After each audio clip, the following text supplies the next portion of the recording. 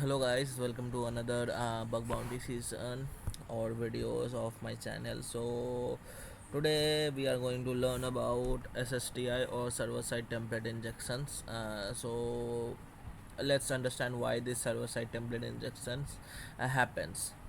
So this template injection actually happens when you are not having a sanitize or a proper code which is having a like taking a input or any of the data which is taking from the user, and it is not properly sanitizing it. So you can see, let me take you with the example of this. So if you can see, this is the actual code. That's a dummy code why this is going to happen. And we are using a template which is called Jinga template 2, which is a Python engine, and which actually is like have or execute particularly when it is on curly braces. Okay, so this let me show you with the first example.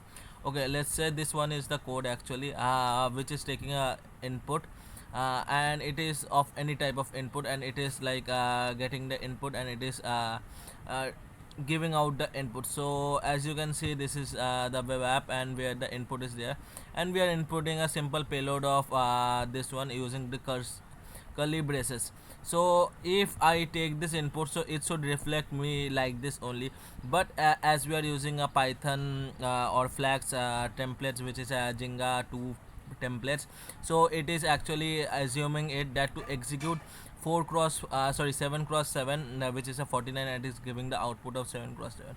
So let me just copy the code first, and let me make you understand with this code only.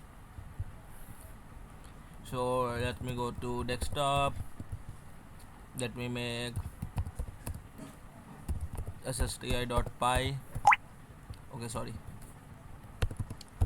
And why I am explaining you all these things, because this way you are having a benefit of two things.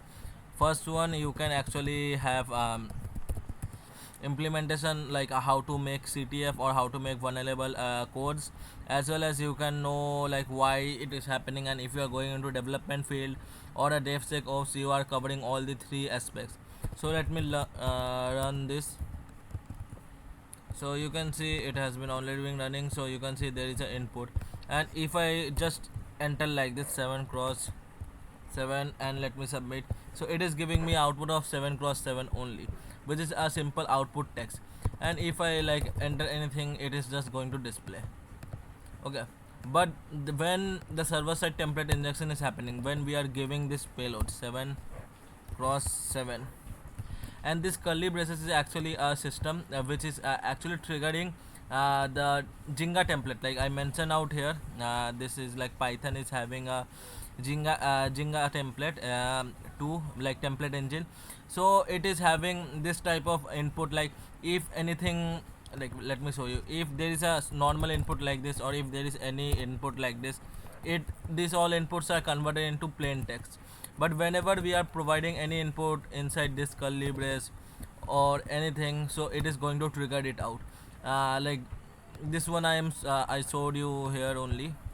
Like if I am doing 7 cross 0, sorry, if I'm doing 7 plus 0, it is 7 plus 0. But when I'm changing this and I'm putting it inside a curly brace, it is giving me the output of that code. So this way you can have a server side template injections. And also this is a very simple way to understand, but yes, this is the very common way to check, like to have a plus minus operations and all these things. But for advanced level of attack, to get a remote code execution, simply you can see a payload exploitation payload here, and we are exploiting the actual template engine using the class. And like we are telling to execute this, like this one, we are going with calling this directory file slash etc slash password, and we are going to get the content, which is leading to which is leading server side template injection toward remote code execution, and we can have much more operation to it, like we can do much more operation. So this was just a simple demonstration of how SSTI works, and you can find proper documents exploitation in pond.me community, which we are running. You can join it out easily. Till the time, tata. We'll see you in the next video of another bug bounty series.